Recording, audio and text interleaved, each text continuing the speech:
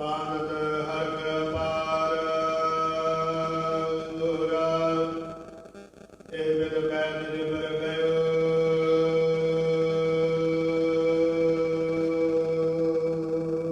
ਵਾਹਿਗੁਰੂ ਜੀ ਕਾ ਖਾਲਸਾ ਵਾਹਿਗੁਰੂ ਜੀ ਕੀ ਫਤਿਹ। ਸਨਮਾਨਯੋਗ ਗੁਰੂ ਪਿਆਰੀ ਸਾਧ ਸੰਗਤ ਜੀ, ਜੁਗੋ ਜੁਗ ਅਟਲ ਗੁਰਤਾ ਗੱਦੀ ਤੇ ਸ਼ੁਭਾਏਮਾਨ ਦਸਾਂ ਪਾਤਸ਼ਾਹੀਆਂ ਦੀ ਆਤਮਿਕ ਜੋਤ। ਧੰਨ ਧੰਨ ਸਾਹਿਬ ਸ੍ਰੀ ਗੁਰੂ ਗ੍ਰੰਥ ਸਾਹਿਬ ਮਹਾਰਾਜ ਜੀ ਦੀ ਕਿਰਪਾ ਹੋ ਰਹੀ ਹੈ। ਗੁਰੂ ਦੀ ਮਿਹਰ ਦਾ ਸਦਕਾ ਗੁਰਦੁਆਰਾ ਸ਼ਹੀਦ ਬਾਬਾ ਨਿਹਾਲ ਸਿੰਘ ਜੀ ਤਲਣ ਵਿਖੇ ਆਪਾਂ ਸੰਧਿਆ ਦੇ ਦੀਵਾਨ ਵਿੱਚ ਗੁਰੂ ਕੇ ਗੁਰ ਇਤਿਹਾਸ ਦੀ ਕਥਾ ਵਿਚਾਰ ਵਿੱਚ ਹਾਜ਼ਰੀ ਲਵਾ ਰਹੇ ਹਾਂ। ਸਤਿਗੁਰੂ ਸਾਹਿਬ ਜੀ ਦਾ ਸੋਹਣਾ ਸੁੰਦਰ ਇਤਿਹਾਸ ਜੋ ਮੁੱਢ ਤੋਂ ਆਪਾਂ ਗੁਰੂ ਕਿਰਪਾ ਦੁਆਰਾ ਆਰੰਭ ਕੀਤਾ ਹੈ। ਸਤਿਗੁਰੂ ਨਾਨਕ ਦੇਵ ਮਹਾਰਾਜ ਸੱਚੇ ਪਾਤਸ਼ਾਹ ਜੀ ਦਾ ਪਵਿੱਤਰ ਜੀਵਨ ਚੂੜਾਮਣ ਕਾ ਭਾਈ ਸਾਹਿਬ ਭਾਈ ਸੰਤੋਖ ਸਿੰਘ ਨੇ ਬੜੀ ਭਾਵਨਾ ਨਾਲ ਸੁੰਦਰ ਛੰਦਾਬੰਦੀ ਦੇ ਅੰਦਰ ਅੰਕਿਤ ਕੀਤਾ ਹੈ, ਬਿਆਨ ਕੀਤਾ ਹੈ, ਵਿਸਥਾਰ ਪੂਰਵਕ ਵਰਣਨ ਕੀਤਾ ਹੈ। ਸ੍ਰੀ ਗੁਰੂ ਨਾਨਕ ਪ੍ਰਕਾਸ਼ ਗ੍ਰੰਥ ਦੇ ਵਿੱਚੋਂ ਕਥਾ ਸੁਣਦੇ ਸੁਣਦੇ ਬੀਤੇ ਕੱਲ ਆਪਾਂ ਸਰਵਣ ਕੀਤਾ ਕਿ ਸਤਿਗੁਰੂ ਨਾਨਕ ਦੇਵ ਮਹਾਰਾਜ ਸੱਚੇ ਪਾਤਸ਼ਾਹ ਜਦੋਂ ਬਾਲਕ ਰੂਪ ਦੇ ਵਿੱਚ ਪਿਤਾ ਮਹਿਤਾ ਕਾਲੂ ਜੀ ਮਾਤਾ ਤ੍ਰਿਪਤਾ ਜੀ ਦੇ ਘਰ ਰਾਏ ਭੋਜ ਦੀ ਤਲਵੰਡੀ ਵਿਖੇ ਉਹਨਾਂ ਦਾ ਆਗਮਨ ਹੋਇਆ ਹੈ। ਸਤਿਗੁਰ ਸੱਚੇ ਪਾਤਸ਼ਾਹ ਜੀ ਦੇ ਆਗਮਨ ਦੇ ਉੱਤੇ ਸਮੂਹ ਪਰਿਵਾਰ ਦੇ ਵੱਲੋਂ, ਬਾਬਾ ਕਾਲੂ ਜੀ ਦੇ ਵੱਲੋਂ, ਹੋਰ ਜਿੰਨੇ ਵੀ ਰਿਸ਼ਤੇਦਾਰ ਸਕੇ ਸੰਬੰਧੀ ਕਬੀਲੇ ਸ਼ਰੀਕੇ ਦੇ ਲੋਕ, ਨਗਰ ਦੇ ਲੋਕਾਂ ਨੇ ਆ ਕੇ ਖੁਸ਼ੀਆਂ ਮਨਾਈਆਂ, ਵਧਾਈਆਂ ਦਿੱਤੀਆਂ ਗਈਆਂ। ਸਤਿਗੁਰੂ ਨਾਨਕ ਦੇਵ ਮਹਾਰਾਜ ਸੱਚੇ ਪਾਤਸ਼ਾਹ ਜੀ ਦੇ ਸਤਿਕਾਰਯੋਗ ਪਿਤਾ ਕਲਿਆਣ ਚੰਦ ਜੀ, ਜਿਨ੍ਹਾਂ ਦਾ ਛੋਟਾ ਨਾਂ ਬਾਬਾ ਕਾਲੂ ਜੀ ਇਤਿਹਾਸ ਵਿੱਚ ਆਉਂਦਾ ਹੈ, ਉਹਨਾਂ ਨੇ ਆਪਣੇ ਇੱਕ ਸੇਵਾਦਾਰ ਨੌਕਰ ਨੂੰ, ਜਿਹੜਾ ਇਹਨਾਂ ਦੀ ਕੁਲ ਦਾ ਵਿਦਿਆਂ ਦਾ ਪੁਰੋਹਿਤ ਸੀ, ਬੜਾ ਸਿਆਣਾ, ਬੜਾ ਸੂਝਵਾਨ, ਬੜਾ ਵਿਦਵਾਨ, ਬੜਾ ਜੋਤਸ਼ੀ ਪੰਡਤ ਹਰਦਿਆਲ, ਉਸ ਨੂੰ ਆਪਣੇ ਘਰ ਵਿੱਚ ਬੁਲਾਉਣ ਦੇ ਲਈ ਭੇਜਿਆ ਹੈ। ਅੱਗੋਂ ਪੰਡਤ ਹਰਦਿਆਲ ਜੀ ਨੇ ਕਿਹਾ ਕਿ ਮੈਂ ਪੂਜਾ ਕਰਕੇ ਆਉਂਦਾ ਹਾਂ। ਆਪਣੀ ਪੂਜਾ ਅਰਚਨਾ ਤੋਂ ਵਿਹਲਾ ਹੋ ਕੇ ਪੰਡਤ ਹਰਦਿਆਲ ਮਹਿਤਾ ਕਾਲੂ ਜੀ ਦੇ ਘਰ ਪਹੁੰਚਿਆ ਹੈ। ਇੱਥੇ ਆ ਕੇ ਇਹਨਾਂ ਨੇ ਬੜੀ ਖੁਸ਼ੀ ਦੇ ਸਹਿਤ ਦੱਸਿਆ ਕਿ ਸਾਡੇ ਘਰ ਪੁੱਤਰ ਨੇ ਜਨਮ ਲਿਆ ਹੈ ਤੇ ਆਪ ਜੀ ਕਿਰਪਾ ਕਰੋ। ਪੰਡਤ ਜੀ ਤੁਸੀਂ ਸਿਆਣੇ ਹੋ, ਤੁਸੀਂ ਜੋਤਸ਼ੀ ਹੋ, ਸਾਰੇ ਗ੍ਰਹਿ ਨਛੱਤਰਾਂ ਮੰਗਲਾਂ ਅਮੰਗਲਾਂ ਇਤਿਆਦਿਕ ਦੀ ਚੰਗਿਆਂ ਮਾੜਿਆਂ ਦੀ ਵਿਚਾਰ ਕਰਕੇ ਤੇ ਮੇਰੇ ਪੁੱਤਰ ਦੀ ਜਨਮ ਪੱਤਰੀ ਬਣਾ ਕੇ ਦਿਓ ਤਾਂ ਕਿ ਇਹਦੇ ਭਵਿੱਖ ਬਾਰੇ ਸਾਨੂੰ ਪਤਾ ਲੱਗ ਸਕੇ ਕਿ ਕਿਸ ਤਰ੍ਹਾਂ ਦਾ ਇਹਦਾ ਸੁਭਾਅ ਹੋਵੇਗਾ, ਕਿਸ ਤਰ੍ਹਾਂ ਦਾ ਇਹਦਾ ਚਾਲ ਚੱਲਣ ਜਗਤ ਦੇ ਵਿੱਚ ਹੋਵੇਗਾ। ਜਦੋਂ ਪੰਡਤ ਹਰਦਿਆਲ ਨੇ ਪੁੱਛਿਆ ਕਿ ਸਮਾਂ ਜਨਮ ਦਾ ਕੀ ਸੀ ਔਰ ਬਾਲਕ ਨੇ ਸਭ ਤੋਂ ਪਹਿਲਾਂ ਜਨਮ ਲੈਣ ਵੇਲੇ ਕਿਸ ਤਰ੍ਹਾਂ ਦਾ ਵਾਕ ਕੀਤਾ, ਕਿਸ ਤਰ੍ਹਾਂ ਦੀ ਆਵਾਜ਼ ਕੱਢੀ, ਤਾਂ ਕਾਲੂ ਜੀ ਕਹਿਣ ਲੱਗੇ ਕਿ ਦਾਈ ਦੌਲਤਾਂ ਨੂੰ ਪਤਾ ਹੋਵੇਗਾ। ਦਾਈ ਦੌਲਤਾਂ ਨੂੰ, ਮਾਤਾ ਦੌਲਤਾਂ ਨੂੰ ਬੁਲਾ ਲਿਆ ਗਿਆ। ਪੰਡਤ ਜੀ ਪੁੱਛਦੇ ਆ ਮਾਤਾ ਦੌਲਤਾਂ ਨੂੰ ਕਿ ਜਦੋਂ ਬਾਲਕ ਨੇ ਜਨਮ ਲਿਆ ਕਿਸ ਤਰ੍ਹਾਂ ਦੇ ਚਿਹਨ ਚੱਕਰ ਤੁਸੀਂ ਦੇਖੇ, ਕਿਸ ਤਰ੍ਹਾਂ ਦੀ ਆਵਾਜ਼ ਇਹਨਾਂ ਨੇ ਕੱਢੀ। ਉਸ ਵੇਲੇ ਵੱਡਿਆਂ ਭਾਗਾਂ ਵਾਲੀ ਮਾਤਾ ਦਾਈ ਦੌਲਤਾਂ ਗੁਰਮੁਖੋ ਗੁਰੂ ਨਾਨਕ ਦੇਵ ਮਹਾਰਾਜ ਸੱਚੇ ਪਾਤਸ਼ਾਹ ਜੀ ਦੇ ਦਰਸ਼ਨ ਬਹੁਤ ਦੁਨੀਆ ਨੇ ਕੀਤੇ। ਜਿਨ੍ਹਾਂ ਨੇ ਵੀ ਦਰਸ਼ਨ ਕੀਤੇ ਸਾਧ ਸੰਗਤ ਜੀ ਉਹਨਾਂ ਦਾ ਪਾਰ ਉਤਾਰਾ ਹੋਇਆ। ਗੁਰਬਾਣੀ ਦਾ ਬਚਨ ਹੈ, ਮੈਂ ਮੂਰਖ ਕੀ ਕੇਤਕ ਬਾਤ ਹੈ, ਕੋਟ ਪਰਾਧੀ ਤਰਿਆ ਰੇ, ਗੁਰ ਨਾਨਕ ਜਿਨ ਸੁਣਿਆ ਪੇਖਿਆ, ਸੇ ਫਿਰ ਗਰਭਾਸ ਨਾ ਭਰਿਆ ਰੇ। ਜਿਨ੍ਹਾਂ ਨੇ ਗੁਰੂ ਨਾਨਕ ਦੇਵ ਮਹਾਰਾਜ ਸੱਚੇ ਪਾਤਸ਼ਾਹ ਜੀ ਦੇ ਬਚਨਾਂ ਨੂੰ ਸੁਣਿਆ ਹੈ ਜਾਂ ਗੁਰੂ ਕੇ ਦਰਸ਼ਨ ਦੀਦਾਰੇ ਕੀਤੇ ਹਨ, ਦੇਖਿਆ ਹੈ, ਉਹ ਮੁੜ ਕੇ ਗਰਭ ਜੂਨੀ ਵਿੱਚ ਨਹੀਂ ਪਏ, ਭਾਵ ਜਨਮ ਮਰਨ ਦੇ ਵਿੱਚ ਨਹੀਂ ਆਏ। ਔਰ ਸਤਿਗੁਰੂ ਜੀ ਦੇ ਇਸ ਸੰਸਾਰ ਵਿੱਚ ਸਭ ਤੋਂ ਪਹਿਲਾਂ ਜਿਸ ਨੂੰ ਦੀਦਾਰ ਹੋਏ ਆ, ਦਰਸ਼ਨ ਹੋਏ ਆ, ਉਹ ਮਾਤਾ ਦੌਲਤਾਂ ਦਾਈ ਹੈ। ਉਹ ਵੱਡਿਆਂ ਭਾਗਾਂ ਵਾਲੀ ਦੌਲਤਾਂ ਦਾਈ ਆ ਕੇ ਦੱਸਦੀ ਹੈ, ਪੰਡਤ ਜੀ ਜਿਸ ਵੇਲੇ ਇਹ ਬਾਲਕ ਜਨਮਿਆ, ਜੋ ਆਵਾਜ਼ ਹੋਈ, ਜੋ ਇਹਨਾਂ ਨੇ ਆਵਾਜ਼ ਕੱਢੀ, ਉਹ ਸੰਸਾਰ ਦੇ ਬਾਲਕਾਂ ਦੇ ਨਾਲੋਂ ਵੱਖਰੀ ਸੀ। ਵੱਖਰੀ ਕਿਵੇਂ? ਕਹਿਣ ਲੱਗੀ, ਮੇਰੇ ਇਹਨਾਂ ਹੱਥਾਂ ਵਿੱਚ ਆ ਤਲਵੰਡੀ ਨਗਰ ਦੇ ਅਨੇਕਾਂ ਬਾਲਕਾਂ ਨੇ ਜਨਮ ਲਿਆ, ਪਰ ਜਿਹੜਾ ਵੀ ਬੱਚਾ ਜਨਮ ਲੈਂਦਾ, ਜਨਮ ਲੈਣ ਤੋਂ ਬਾਅਦ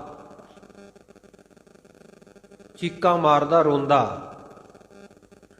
ਪਰ ਇਹ ਅਦਭੁਤ ਬਾਲਕ ਹੈ। ਇਹ ਰੋਇਆ ਨਹੀਂ, ਇਹ ਚੀਕਿਆ ਨਹੀਂ, ਬਲਕਿ ਜਨਮ ਲੈਣ ਸਾਰ ਜਿਵੇਂ ਕੋਈ ਸਿਆਣਾ ਬੰਦਾ ਕਿਸੇ ਨੂੰ ਖਿੜੇ ਮੱਥੇ ਮਿਲਦਾ ਨਾ, ਇਉਂ ਇਹਨਾਂ ਨੇ ਇਸ ਬਾਲਕ ਨੇ ਸਿਆਣੇ ਬੰਦਿਆਂ ਦੇ ਵਾਂਗ ਮੁਖ ਤੋਂ ਮੁਸਕਰਾਉਣਾ ਕੀਤਾ, ਹੱਸੇ ਆ ਖਿੜਖੜਾ ਕੇ।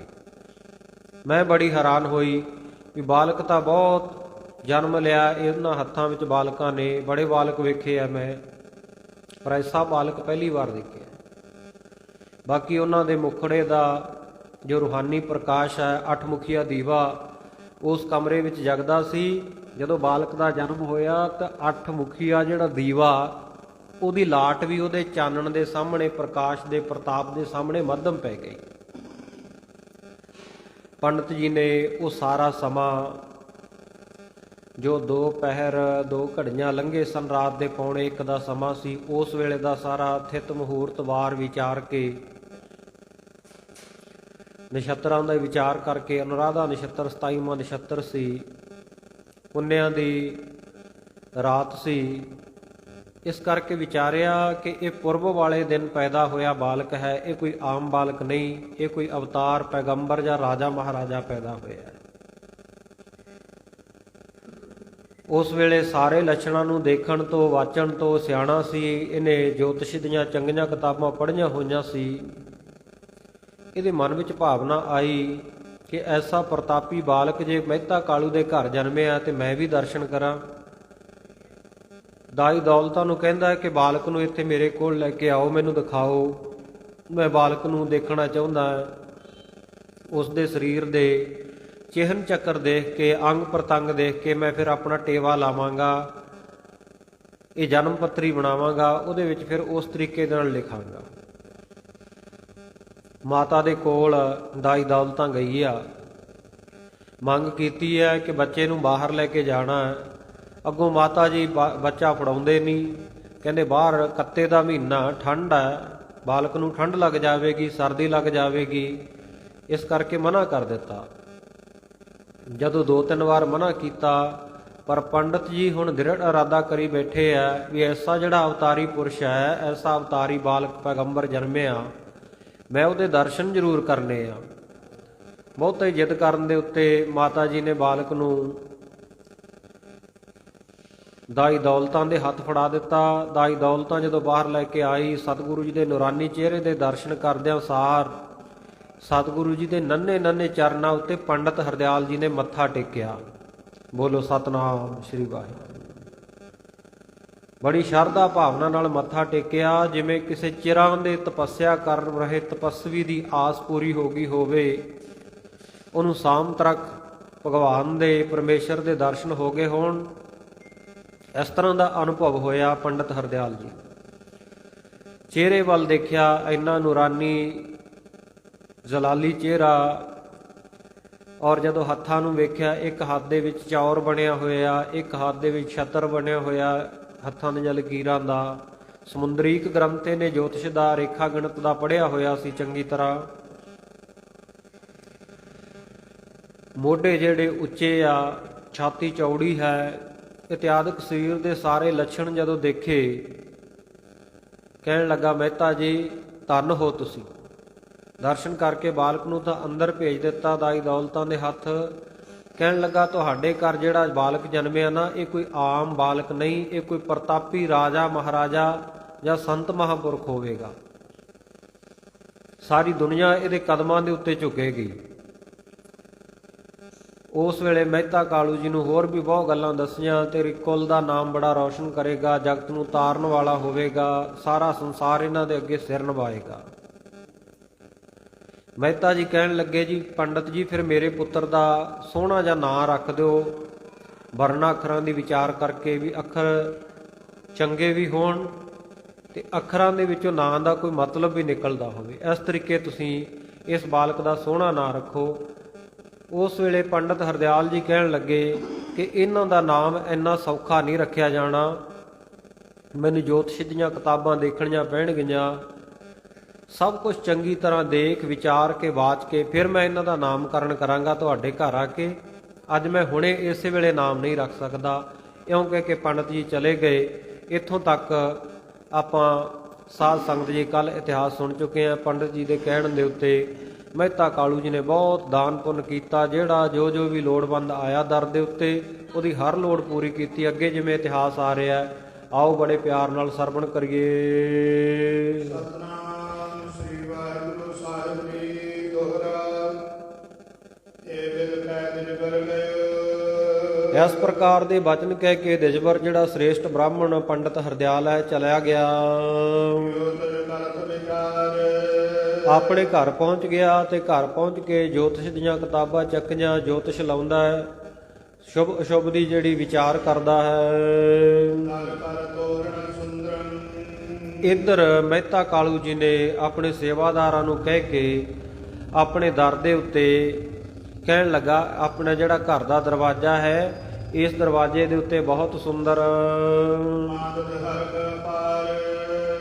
ਕਹਿ ਕੇ ਬਣਾ ਦਿੱਤੇ। ਸਾਧ ਸੰਗਤ ਜੀ ਜਿਹੜੇ ਜਿਵੇਂ ਪੱਤੇ ਬੰਨ੍ਹਦੇ ਆ ਨਾ ਲੋਕ ਵੱਖ-ਵੱਖ ਦਰਖਤਾਂ ਦੇ ਲੈ ਕੇ, ਸੋ ਇਸ ਪ੍ਰਕਾਰ ਵੱਖ-ਵੱਖ ਦਰਖਤਾਂ ਦੇ ਪੱਤੇ ਧਾਗੇ ਵਿੱਚ ਪਰੋ ਕੇ ਲਟਕਾ ਦਿੱਤੇ ਗਏ, ਜਿਹਨੂੰ ਬੰਧਨਵਾਰ ਕਿਹਾ ਜਾਂਦਾ। ਕੋਈ ਨਿੰਮ ਬੰਨ੍ਹਦੇ ਆ, ਕੋਈ ਹੋਰ ਤਰ੍ਹਾਂ ਦੇ ਪੱਤੇ ਵਿੱਚ ਕਈ ਤਰ੍ਹਾਂ ਦੇ ਖਿਡੌਣੇ ਵਗੈਰਾ ਪਾ ਕੇ ਵੀ ਅੱਜ ਕੱਲ੍ਹ ਬੰਨ੍ਹ ਦਿੰਦੇ ਆ, ਰਿਬਨ ਕੱਟ ਕੇ ਬੰਨ੍ਹ ਦਿੰਦੇ ਆ, ਕਾਫੀ ਕੁਝ ਪਾਇਆ ਜਾਂਦਾ। ਉਹ ਇੱਕ ਨਿਸ਼ਾਨੀ ਹੁੰਦੀ ਹੈ ਕਿ ਇਸ ਘਰ ਦੇ ਵਿੱਚ ਬਾਲਕ ਨੇ ਜਨਮ ਲਿਆ, ਇਸ ਘਰ ਵਿੱਚ ਧੀ ਪੁੱਤਰ ਜਨਮਿਆ ਹੈ। ਸੋ ਬਾਕੀ ਦੇ ਲੋਕਾਂ ਨੂੰ ਦੱਸਣ ਵਾਸਤੇ ਉਹ ਇੱਕ ਤਰ੍ਹਾਂ ਦੀ ਨਿਸ਼ਾਨੀ ਹੁੰਦੀ ਆ। ਕਿਉਂ ਪੰਡਤ ਜੀ ਦੇ ਜਾਣ ਤੋਂ ਬਾਅਦ ਪਿਤਾ ਮਹਿਤਾ ਕਾਲੂ ਜੀ ਨੇ ਬੰਧਨਵਾਰ ਬਣਾਇਆ ਘਰ ਦੇ ਬੂਹੇ ਦੇ ਅੱਗੇ। ਬਹੁਤ ਸੋਹਣਾ ਜਿਹੜਾ ਨਿੰਮ ਆਦਿਕ ਹੋਰ ਜਿਹੜੇ ਪੱਤੇ ਆ ਦਰਖਤਾਂ ਦੇ, ਸੋ ਟਾਹਣੀਆਂ ਦੇ ਸਮੇਤ ਪੱਤੇ ਉਹ ਇੱਕ ਧਾਗੇ ਦੇ ਵਿੱਚ ਪਰੋ ਕੇ ਬਣਾ ਦਿੱਤੇ।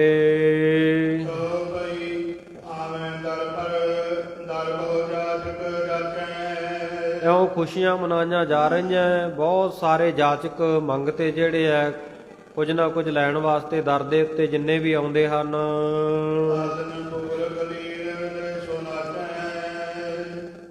ਪਿਤਾ ਮਹਿਤਾ ਕਾਲੂ ਜੀ ਸਭ ਨੂੰ ਦਾਨ ਦੇਈ ਜਾਂਦੇ ਆ। ਇਸੇ ਤਰ੍ਹਾਂ ਤਾਲਨ ਪੂਰ ਕਲੀਬ ਸੋ ਨਾਚੈ, ਤਾਲਾਂ ਨੂੰ ਪੂਰ ਕੇ ਸੁਰ ਤਾਲ ਢੋਲਕੀ ਦੇ ਉੱਤੇ ਥਾਪਾਂ ਲਾ ਕੇ ਸਾਧ ਸੰਗਤ ਜੀ ਜਿਹੜੇ ਕਲੀਬ ਹੈ, ਖੁਸਰੇ ਆਦਿਕ ਹੈ, ਉਹ ਵੀ ਆ ਕੇ ਵਧਾਈਆਂ ਲੈਣ ਆ ਕੇ ਦਰਵਾਜ਼ੇ ਤੇ ਨੱਚਣ ਲੱਗੇ। ਢੋਲਕ ਵੱਜਦੀ ਹੈ, ਟੱਲੀਆਂ ਵੱਜਦੀਆਂ, ਉਹਨਾਂ ਦੇ ਪੈਰਾਂ ਵਿੱਚ ਬੰਨ੍ਹੇ ਹੋਏ ਘੁੰਗਰੂ ਖੜਕਦੇ ਆ। ਔਰ ਇਸੇ ਪ੍ਰਕਾਰ ਤਾਲੀਆਂ ਸਾਧ ਸੰਗਤ ਜਿਹੜਾ ਇੱਕ ਸਾਜ਼ ਹੈ ਪਿੱਤਲ ਦੀਆਂ ਹੁੰਦੀਆਂ, ਸੋ ਉਹ ਵਜਾਈਆਂ ਜਾ ਰਹੀਆਂ ਹਨ। ਔਰ ਤਾਲ ਦੇ ਨਾਲ ਤਾਲ ਮਿਲਾ ਕੇ ਬੜੇ ਸੁਰ ਤਾਲ ਦੇ ਨਾਲ ਇਹ ਭਵਾਟਣੀਆਂ ਲੈ ਲੈ ਕੇ ਘੁੰਮ ਘੁੰਮ ਕੇ ਨੱਚ ਰਹੇ ਹਨ। ਔਰ ਬੜੀ ਮਿੱਠੀ ਆਵਾਜ਼ ਕੱਢ ਕੇ ਮਿੱਠੀ ਧੁਨੀ ਵਿੱਚ, ਮਿੱਠੀ ਤਰਜ਼ ਦੇ ਵਿੱਚ, ਮਿੱਠੇ ਰਹਾ ਦੇ ਵਿੱਚ ਖੁਸ਼ੀ ਦੇ ਗੀਤ ਗਾ ਰਹੇ ਹਨ। ਔਰ ਸੁੰਦਰ ਸ਼ੁਭ ਜਿਹੜੀਆਂ ਸਿੱਠਣੀਆਂ ਉਹ ਦੇ ਰਹੇ ਹਨ, ਸ਼ੋਭਾ ਹੋ ਰਹੀ ਹੈ। ਹੋਰ ਜਿਹੜਾ ਸ਼ਰੀਕਾ ਕਬੀਲਾ ਘਰਾਂ ਦੇ ਵਿਹੜੇ ਦੀਆਂ ਜਿਹੜੀਆਂ ਔਰਤਾਂ ਉਹ ਵੀ ਸਾਧ ਸੰਗਤ ਮਿਲ ਕੇ ਇਕੱਠੀਆਂ ਹੋ ਕੇ ਆਈਆਂ। ਉਹਨਾਂ ਨੇ ਸਾਰਿਆਂ ਨੇ ਸੁੰਦਰ ਵਸਤਰ, ਸੁੰਦਰ ਗਹਿਣੇ ਧਾਰਨ ਕੀਤੇ ਹੋਏ ਆ, ਛੱਬ ਪਾਈ, ਬੜੀ ਸ਼ੋਭਾ ਪਾ ਰਹੀਆਂ ਹਨ। ਜਿਨ੍ਹਾਂ ਦੀ ਗੱਜ ਗਾਮਨ ਕੈ ਚਾਲ ਜਿਹੜੀ ਹਾਥੀਆਂ ਵਰਗੀ ਮਸਤ ਹੈ, ਤੇ ਖੰਜਨ ਨੈਣੀ ਜਿਨ੍ਹਾਂ ਦੇ ਨੇਤਰ ਮਮੋਲੇ ਵਰਗੇ ਚੁਸਤ ਹਨ।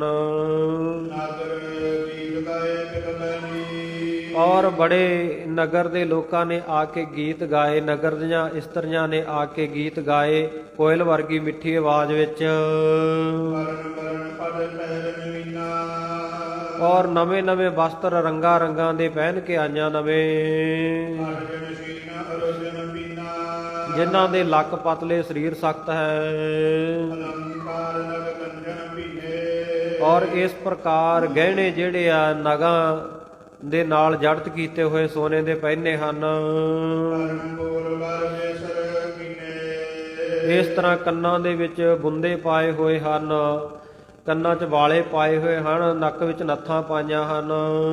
ਸੁਦਰ ਕੰਡਕਾ ਅੰਗਦੰ ਕੰਗਣ ਇਸ ਪ੍ਰਕਾਰ ਸਾਧ ਸੰਗਤ ਜੀ ਜਿਹੜੇ ਕੰਗਣ ਪਹਿਨੇ ਹੋਏ ਆ, ਬਾਹਾਂ ਵਿੱਚ ਬਹੱਟੇ ਪਹਿਨੇ ਹੋਏ ਹਨ, ਲੱਕ ਦੇ ਦੁਆਲੇ ਘੁੰਗਰੂ ਵਾਲੇ ਤੜਾਗੀਆਂ ਪਹਿਨੀਆਂ ਹਨ।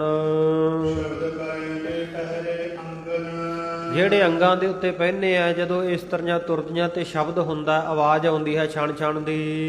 ਭਈ ਭਾਨ ਹੈ ਪਾਰੀ ਪੀਰਾ ਘਰ ਦੇ ਵਿੱਚ ਬਹੁਤ ਭਾਰੀ ਭੀੜ ਹੋ ਗਈ ਪੀਰੂ ਸ਼ਾਦੀ ਧੁਨੀ ਗੰਭੀਰਾ ਔਰ ਬਹੁਤ ਉੱਚੀ ਆਵਾਜ਼ ਦੇ ਵਿੱਚ ਆਨੰਦ ਉਤਸ਼ਾਹ ਦੀਆਂ ਧੁਨੀਆਂ ਉੱਠ ਰਹੀਆਂ ਹਨ। ਅਮਰ ਦੇਸ਼ ਜੈ ਦੇਵ ਦੁਟੀ ਔਰ ਇਹਨਾਂ ਇਸਤਰੀਆਂ ਦੇ ਵਿੱਚ ਹੀ ਜਿਹੜੀ ਦੇਵਵਦ ਬੂਟੀ ਦੇਵਤਿਆਂ ਦੀਆਂ ਵਹੁਟੀਆਂ ਹਨ, ਦੇਵੀਆਂ ਹਨ, ਉਹ ਵੀ ਕਪਟ ਵੇਸ ਇਹਨਾਂ ਇਸਤਰੀਆਂ ਵਰਗਾ ਜਿਹੜਾ ਝੂਠਾ ਭੇਸ ਧਾਰਨ ਕਰਕੇ ਵਿੱਚ ਸ਼ਾਮਲ ਹੋਈਆਂ, ਜਗਤ ਸੁਖ ਲੂਟੀ ਗਾਉਂਦੀਆਂ ਹਨ ਆ ਕੇ ਖੁਸ਼ੀ ਦੇ ਗੀਤ, ਮਨੋ ਜਗਤ ਸੁਖ ਲੂਟੀ। ਗੁਰੂ ਨਾਨਕ ਦੇਵ ਜੀ ਦੇ ਆਗਮਨ ਦੇ ਗੀਤ ਗਾ ਕੇ ਇਉਂ ਜਾਣ ਰਹੀਆਂ ਹਨ ਜਿਵੇਂ ਜਗਤ ਦੇ ਸੰਸਾਰ ਭਰ ਦੇ ਸੁੱਖਾਂ ਨੂੰ ਲੁੱਟ ਰਹੀਆਂ ਹੋਣ।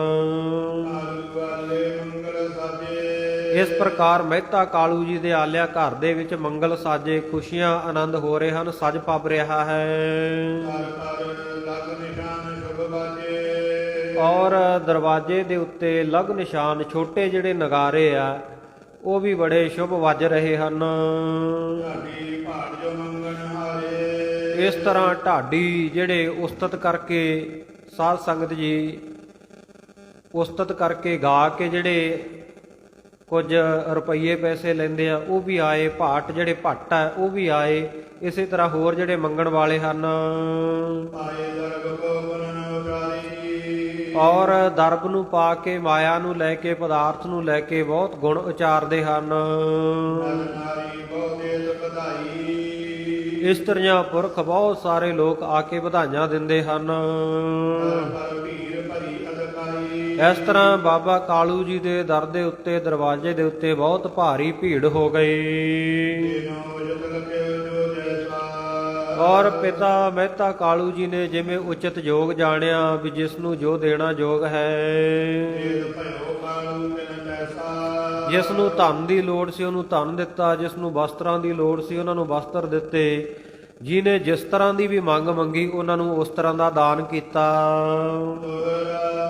ਕਾਲੂ ਤਬ ਸਭ ਵਿਦ ਕਰੀ ਉਸ ਵੇਲੇ ਪਿਤਾ ਮਹਿਤਾ ਕਾਲੂ ਜੀ ਨੇ ਉਸ ਤਰ੍ਹਾਂ ਦੀ ਸਾਰੀ ਰੀਤੀ ਕੀਤੀ ਜੋ ਬੇਦੀ ਕੁਲ ਰੀਤ ਜਿਹੜੀ ਉਹਨਾਂ ਦੀ ਕੁਲ ਦੇ ਰਸਮੋ ਰਿਵਾਜ ਸੀ, ਕੁਲ ਦਾ ਵਿਹਾਰ ਸੀ, ਸੰਸਕਾਰ ਸਨ, ਉਹਨਾਂ ਦੇ ਮੁਤਾਬਕ ਸਾਰੀਆਂ ਰੀਤੀਆਂ ਕੀਤੀਆਂ। ਨਰ ਨਾਰੀ ਕੀਰਤ ਕਰਤਾ ਨਰ ਨਾਰੀ ਇਸਤਰੀ ਪੁਰਸ਼ ਸਾਰੇ ਮਹਿਮਾ ਕਰਦੇ ਹਨ। ਮੈਂ ਪਰਮ ਪੁਨੀਤ ਸਾਰੇ ਨਗਰ ਦੇ ਵਿੱਚ ਕਹਿੰਦੇ ਆ ਪਿਤਾ ਮਹਿਤਾ ਕਾਲੂ ਜੀ ਇਹ ਤਾਂ ਪਰਮ ਪੁਨੀਤ ਤੁਹਾਡੇ ਘਰ ਬਾਲਕ ਪੈਦਾ ਹੋਇਆ ਹੈ ਔਰ ਤੁਸੀਂ ਵੀ ਬੜੇ ਚੰਗੇ ਪਵਿੱਤਰ ਵਿਚਾਰਾਂ ਵਾਲੇ ਹੋ। ਕਉ ਬਈ ਬਹੁਤ ਨਾੜ ਕੇ ਸੁਖ ਜਨ ਨਾਹੀ ਜਿਵੇਂ ਸਾਧ ਸੰਗਤ ਕਿਸੇ ਬਹੁਤ ਧਨੀ ਰਿਚਮੈਨ ਦੇ ਅਮੀਰ ਵਿਅਕਤੀ ਦੇ ਘਰ ਦੇ ਵਿੱਚ ਪੁੱਤਰ ਜਨਮ ਲੈਂਦਾ ਹੈ, ਆਸੋਦ ਸਭ ਕੀਨੋ ਕਿਛ ਨਾਹੀ ਉਹ ਖੁਸ਼ੀਆਂ ਤਾਂ ਮਨਾਉਂਦੇ ਆ ਪਰ ਜਿਹੋ ਜਿਹੀਆਂ ਖੁਸ਼ੀਆਂ ਗੁਰੂ ਨਾਨਕ ਦੇਵ ਜੀ ਮਹਾਰਾਜ ਦੇ ਆਗਮਨ ਦੇ ਉੱਤੇ ਮਨਾਈਆਂ ਗਈਆਂ, ਇਹੋ ਜਿਹਾ ਉਤਸਵ ਇਹੋ ਜਿਹਾ ਉਤਸ਼ਾਹ ਖੁਸ਼ੀ ਕਿਸੇ ਨਾਲ ਨਾ ਮਨਾਈ। ਪਰਸ ਪਰ ਮਿਲ ਨਰ ਨਾਰੀ ਸਾਰੇ ਜਿਹੜੇ ਇਸਤਰੀ ਪੁਰਸ਼ ਹਨ ਮਿਲ ਕੇ ਕਹਿੰਦੇ ਹਨ, ਜਨਮਿਓ ਸੁਖ ਕਰਨੋ ਜਾਰੀ ਕਹਿੰਦੇ ਮਹਿਤਾ ਕਾਲੂ ਦੇ ਘਰ ਜਿਹੜਾ ਪੁੱਤਰ ਜਨਮਿਆ ਨਾ ਇਹਦਾ ਤਾਂ ਕਹਿੰਦੇ ਕੋਈ ਚੰਗਾ ਕਰਮ ਹੀ ਉਜਾਗਰ ਹੋ ਗਿਆ ਹੈ। ਜਦੋਂ ਬਾਲਕ ਦੇ ਜਨਮ ਦਾ 6ਵਾਂ ਦਿਨ ਆ ਗਿਆ, 6ਵੇਂ ਦਿਨ ਖਸ਼ਟੀ ਜਿਹਨੂੰ ਪੰਜਾਬੀ ਵਿੱਚ ਛਟੀ ਕਹਿ ਦਿੰਦੇ ਆ, ਛਠੀ ਕਹਿ ਦਿੰਦੇ ਆ, ਸੋ ਕਹਿੰਦੇ ਇਹ ਕੀਤੀ ਗਈ ਬੁਲਾ ਕੇ ਜਿਹੜਾ ਸਾਧ ਸੰਗਤ ਜੀ ਭੋਜਨ ਪ੍ਰਸ਼ਾਦਾ ਛਕਾਉਣਾ ਜਨਮ ਦੇ 6ਵੇਂ ਦਿਨ।